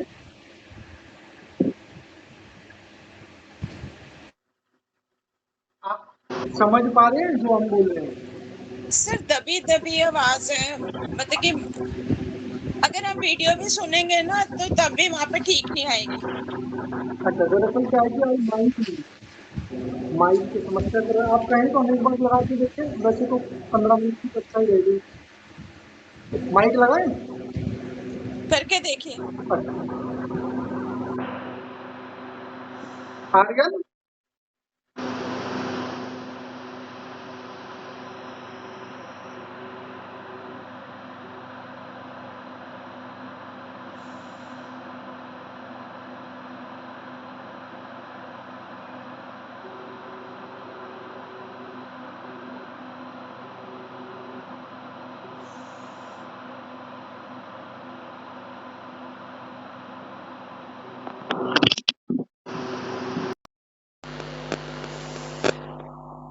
अभी कैसी है? अभी आवाज ठीक है? ठीक। तो आप, हाँ, हम बता रहे थे संन्यास। ऐसा व्यक्ति विरक्त होगा कौन, जिसके या तो 12वें भाव से संबंध रखता है बृहस्पति या फिर संबंध रखता है केतु। ऐसी दोनों अवस्थाओं में व्यक्ति विरक्त हो जाएगा। और भी ग्रहों की अवस्थाओं में होगा, लेकिन इन दोनों की अवस्था में पॉजिटिव होगा। यदि बहुत खराब शनि है तो ऐसा व्यक्ति विरक्त का मतलब वो नेगेटिव सेंस में होगा कि उसे अपने परिवार के प्रति वो गैर जिम्मेदार हो जाएगा। ठीक है, उस तरह का सकते हैं। चलिए आगे, अनैतिक आचरण। यदि किसी का द्वादश भाव पीड़ित, ऐसा व्यक्ति ऐसे काम करता है जो अनैतिक, मान लीजिए किसी सम्मानित आदमी को गाली दे दी, अपने माता पिता के साथ दुर्व्यवहार करना, ठीक है, पशुओं को कष्ट पहुंचाना। आपने कुछ ऐसे तत्व देखे होंगे जो लड़ाई झगड़ा करते हैं बिना बात के, है ना, जो लड़ाई के कारण ढूंढते हैं। तो इस तरह के जो आचरण है, अनैतिक आचरण है, या किसी प्रकार का समाज में जिस चीज को अच्छा नहीं माना जाता उस तरह का आचरण करना, तो ये द्वादश भाव से देखा जाता है। यदि द्वादश भाव किसी का अच्छा है तो व्यक्ति नैतिक आचरण करेगा। यदि द्वादश भाव किसी का पीड़ित है तो व्यक्ति अनैतिक आचरण करेगा। किस तरह का अनैतिक आचरण करेगा? तो 9 ग्रह हैं, 9 ग्रहों के अपने स्वभाव हैं। आप उस ग्रह को रख के देखिए, ठीक है, वो किस तरह का आचरण कर सकता है। सूर्य होगा तो किसी सम्मानित स्थान पर या सम्मानित व्यक्ति के साथ गलत आचरण करेगा, ठीक है। चंद्रमा होगा तो किसी स्त्री के साथ कर सकता है। बुध होगा तो किसी व्यापारी के साथ कर सकता है, बच्चों के साथ कर सकता है क्योंकि बुध बालक है, ठीक है। आवाज में ज्यादा समस्या हो रही है?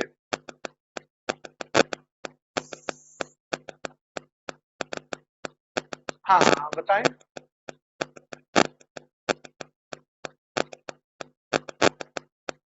शुक्र होगा तो भी बच्चों के साथ ही ऐसा होगा। और करके देख लेते हैं।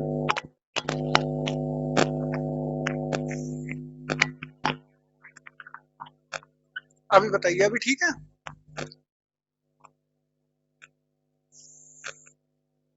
चलिए, तो शुक्र होगा तो भी स्त्री के साथ इस तरह का हो सकता है, या फिर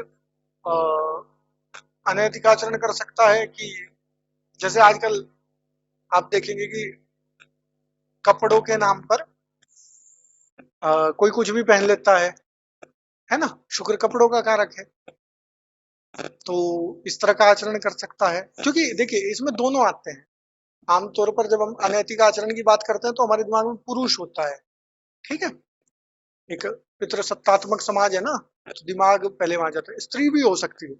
कोई भी अनैतिक आचरण करेगा तो वो द्वादश भाव से पता चलेगा कि वो किस तरह का अनैतिक आचरण करेगा। मंगल होगा तो मारपीट करेगा, लड़ाई झगड़ा करेगा, है ना। तो ये और गुप्त शत्रु, ये सबसे महत्वपूर्ण चीज है। गुप्त शत्रु कितने होंगे आपके, वो आपको पता चलेगा। आमतौर पर हम ऐसे लोगों से ज्यादा प्रभावित नहीं होते जो सामने से शत्रु हो, जिसका पता हो कि ये दुश्मन है हमारा, या ये हमारे प्रति बहुत अच्छा नहीं सोचता है, हमारा हितैषी नहीं है, तो उससे तो हम बच के रहेंगे। समस्या वहां होती है जो हमारे साथ बैठ करके तो हमारी बात करे, ठीक है, हमारे साथ बैठ करके हमारी सराहना करे या हमें सांत्वना दे, और फिर 10 मिनट के बाद दूसरे व्यक्ति के पास बैठ करके हमारी बुराई करे, ठीक है। तो जो निंदक टाइप के लोग होते हैं, तो उन्हें वो होंगे आपके जीवन में, कैसे होंगे, कौन होंगे, तो बताएगा 12वां भाव। 12वें भाव को देख करके आप ये बता सकते हैं कि आपके जीवन में आपके गुप्त शत्रु कितने होंगे, गुप्त शत्रु कौन से होंगे।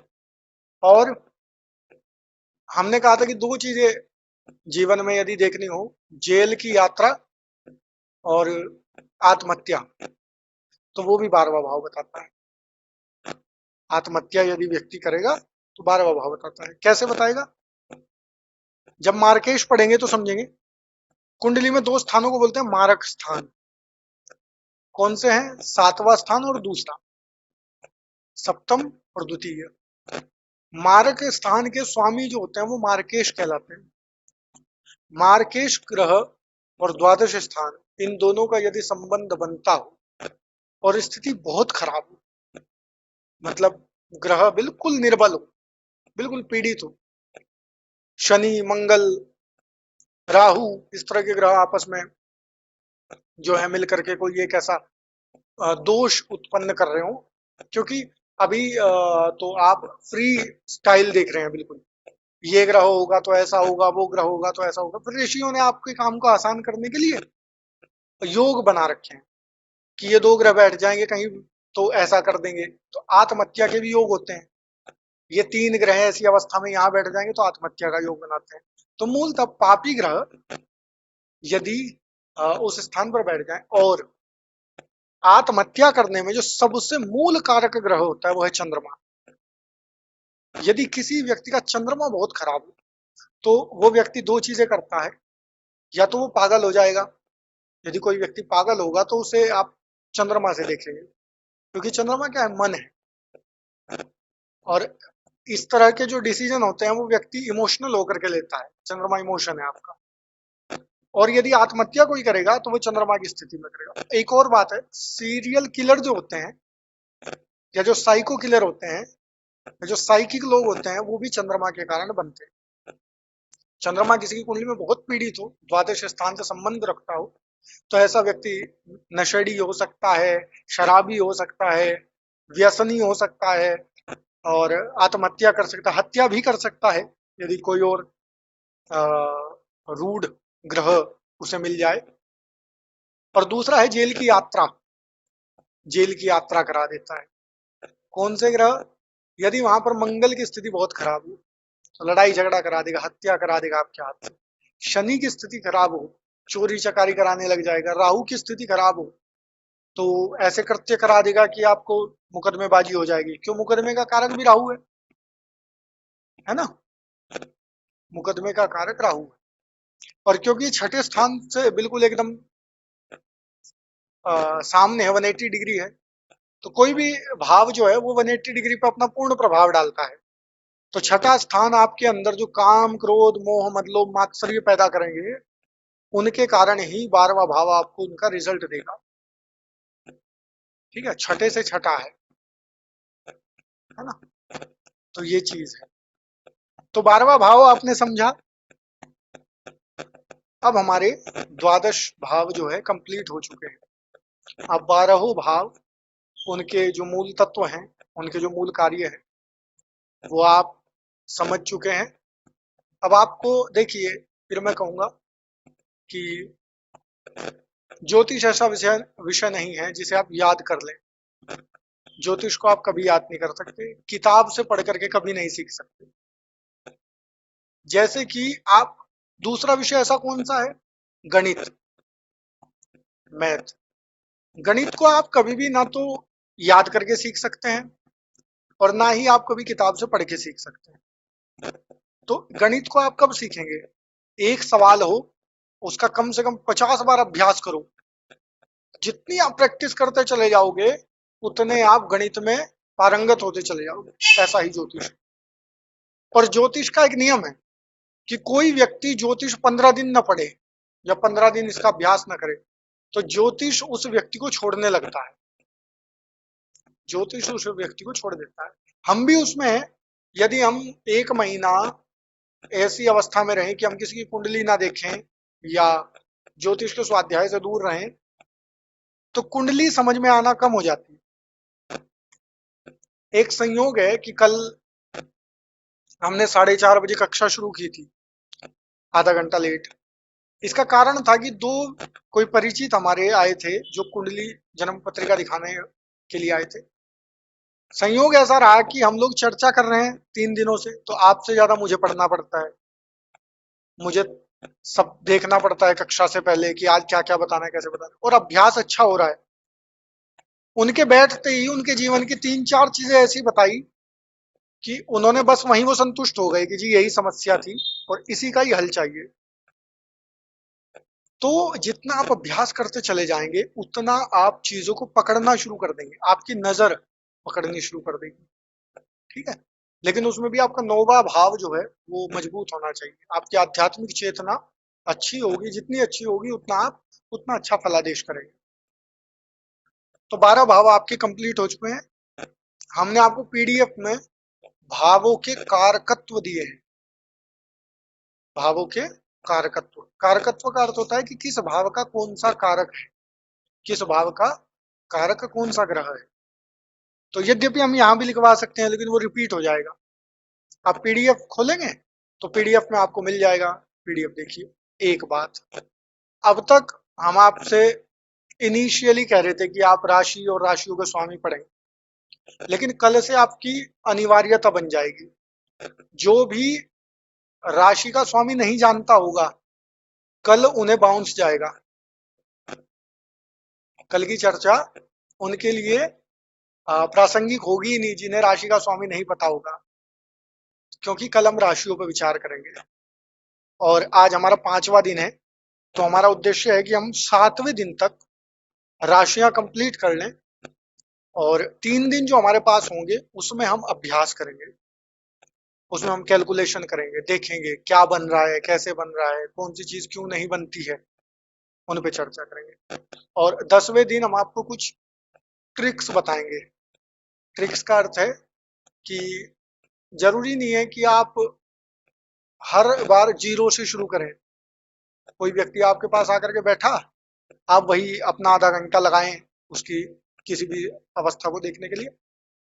ज्योतिषियों ने, रिसर्चर्स ने, ऋषियों ने अपने अभ्यास के बाद कुछ चीजें ऐसी निकाल ली जिन्हें आप प्रथम दृष्टया देख के बता देंगे। आपने एक बार देखा कुंडली में, वो चीज आपको दिखी, आप तुरंत बोल दीजिए, एकदम सटीक होगा। तो ऐसी कुछ चीजें बताएंगे कि आप जन्म कुंडली खुली, आप खुलते ही आप उसे तुरंत, उससे मत पूछिए क्या समस्या है या क्या दिखाने आया, कुछ नहीं, आप बताइए कि तुझे ये दिक्कत हो रही है और इसलिए तू आया है। ठीक है, तो ये चीजें बताएंगे, लेकिन उनका महत्व तभी होगा जब आप बेसिक फंडामेंटल जानते होंगे, है ना, जब बेसिक चीजें जानते होंगे तभी उनका आनंद आएगा। तो इसलिए आज की कक्षा को हम, अब आपका प्रश्नोत्तर काल है 10 मिनट का, तो आप लोग जो भी आपके मन में सवाल हो पूछिए।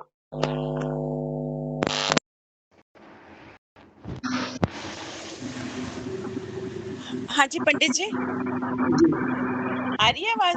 हाँ जी, पंडित जी आप मेरे को बताइए, मेरा ना जो नवम घर है ना वो नीच का है। आप देखिए, आप वर्तमान में नीच और उच्च की चर्चा में,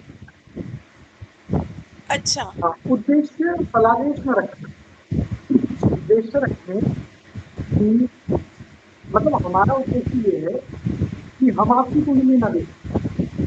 हमारा उद्देश्य ये है कि 10वें दिन तक आप स्वयं हम आपको इतना बना दें कि आप स्वयं अपनी कुंडली देख करके बताएं कि मेरे इस स्थान में ये है और इस वजह से मुझे ये हो रहा है और इस वजह से मुझे ये मिलेगा या ऐसा होगा। ठीक है, तो वर्तमान में आप इतना आप ये पूछिए कि नवम भाव में आपका बृहस्पति, ठीक है, नवम भाव खाली है। और नवम भाव का स्वामी बृहस्पति हाँ, 8वें में। अष्टम भाव अपने से बाद में चला गया, अपने से बाद हाँ में जी। चला गया ना, तो अपने से बाद में चला गया तो इसका मतलब है कि यदि आप साधना नहीं करेंगे, हाँ जी। यदि आप स्वाध्याय नहीं करेंगी, यदि आप साधना नहीं करेंगी, यदि आप आध्यात्मिक रूप से मजबूत नहीं होंगी तो आपके जीवन में आपका भाग्य आपका साथ नहीं देगा। मैं सर आवाज नहीं समझ आ रही। यदि आप जीवन में आध्यात्मिक रूप से मजबूत नहीं होंगी तो आपका भाग्य आपको साथ नहीं देगा। ठीक है। ठीक है, इस तरह जी कठिन पर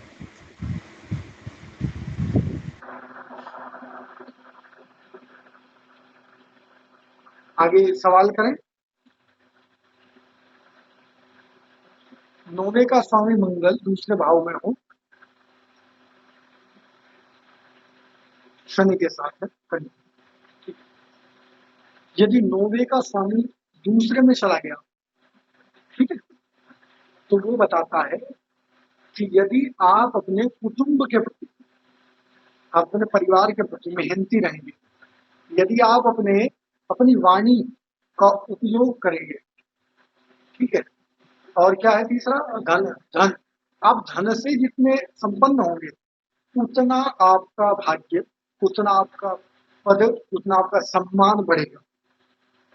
ठीक है, इसका मतलब ये है कि देखिए सिंपल सा नियम है, नियम को समझिए।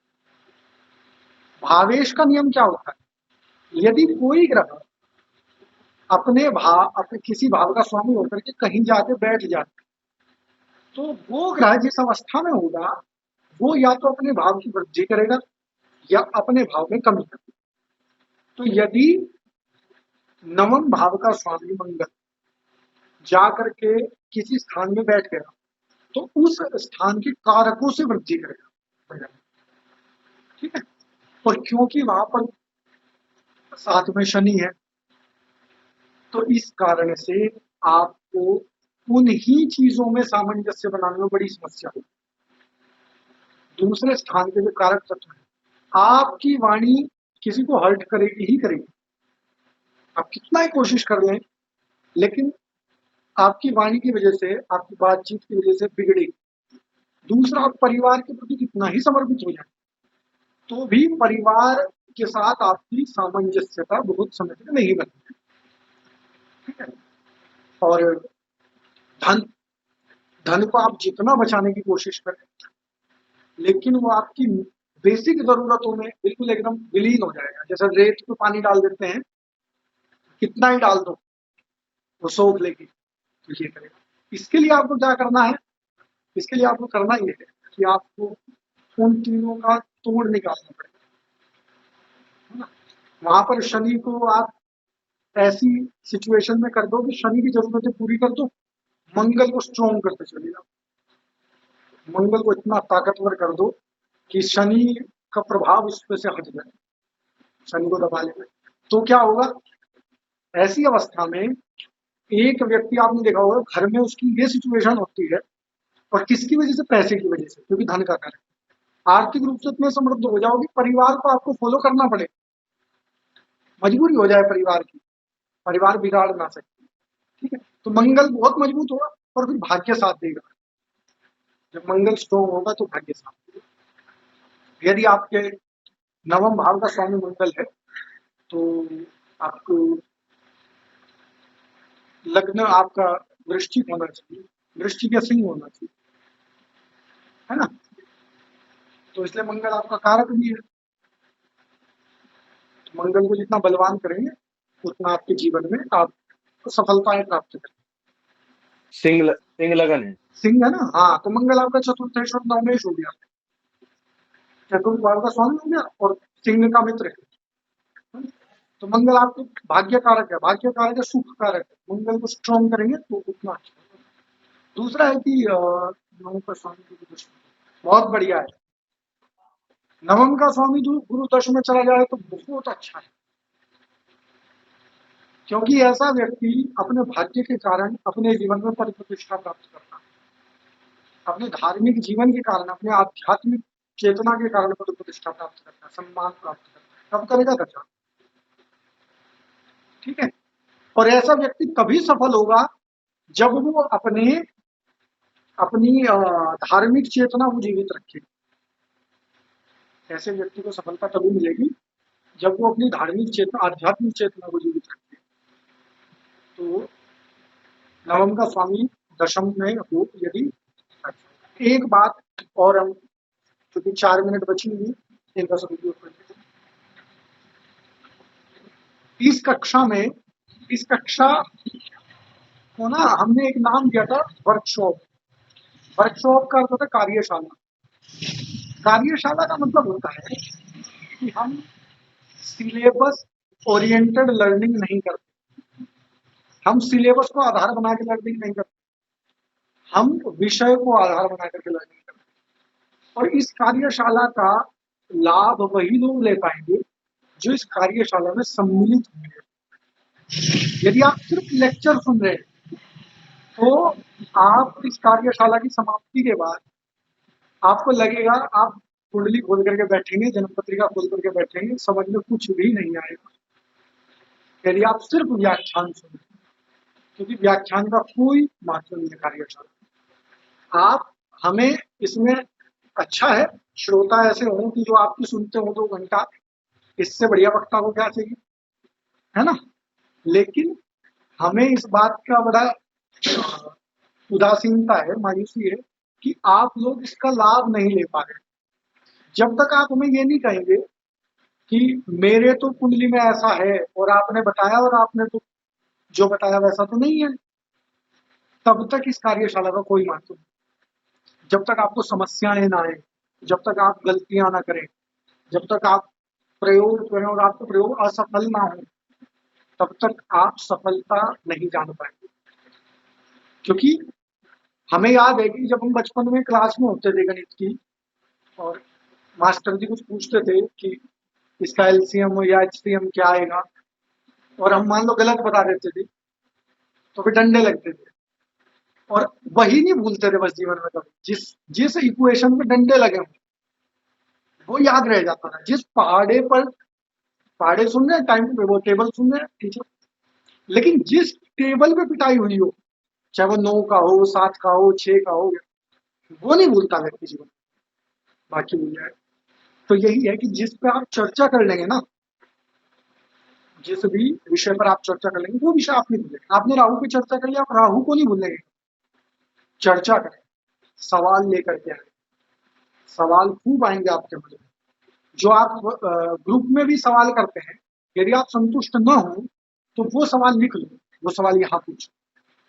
अर्ध मंगली, पूर्ण मंगली, आंशिक मंगली, मंगली को दोष कटता भी है क्या, कितना रह जाता है, क्या किसी को हम ये भी कह सकते हैं कि ये मंगली रहा ही नहीं, क्या किसी उम्र के बाद मंगली का दोष समाप्त हो जाता है क्या मूल दोष किसी उम्र तक रहता है क्या। यद्यपि हम उन विषयों पर चर्चा नहीं कर रहे हैं, लेकिन यदि मन में आए तो सवाल करें, सवालों के ऑथेंटिक जवाब आपको तभी तो मिलेंगे।